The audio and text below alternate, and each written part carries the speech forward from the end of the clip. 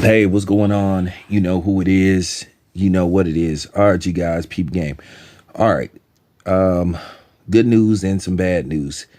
Well, the good news is Black Panther 2 Wakanda Forever came in number one at the box office. So it still is number one at the box office. But the bad news is the movie dropped dramatically in ticket sales by well over 70%, taking in $67 million over the weekend. And its domestic gross, which means the states, is $287 million, which means it is at least 27 million over its $250 million supposed budget, which means this movie is on pace. It's probably going to take in somewhere, maybe in the States, it's going to take in somewhere between maybe 350 million to maybe 400 million, best case scenario. So if it can at least hit the 350 mark, as far as domestically, it will still have turned a profit, not a good profit, decent profit, but it will turn to profit. Now it's global, is global gross, how much it grossed around the world. It's around $412 million. And that's without the Asian market, China. So while some people are saying that this movie is a disappointment, it's just going to be one of the movies that's going to do decent numbers. But I really think that Disney is going to have to figure something out if they're going to continue with the Black Panther series, because it was just a lot of controversy surrounding the plot, surrounding, some other things, a lot of controversy during the filming of this movie, and yeah, I'm going to talk about that later on. I'm going to tie this in with something that Emily Blunt talked about.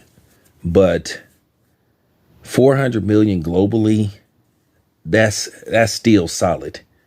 I know people talking about it needs to do $1 billion to be considered a success. I don't know about that, because at the end of the day, I know you have to make copies and, basically either subtitle or basically do dub overs in different languages. But let's just face the fact, it's not going to cost 20 million to do dub overs, because all you got to do is sit up in the studio and then you just basically translate the movie in what particular language, based off where you're gonna, screen the movie.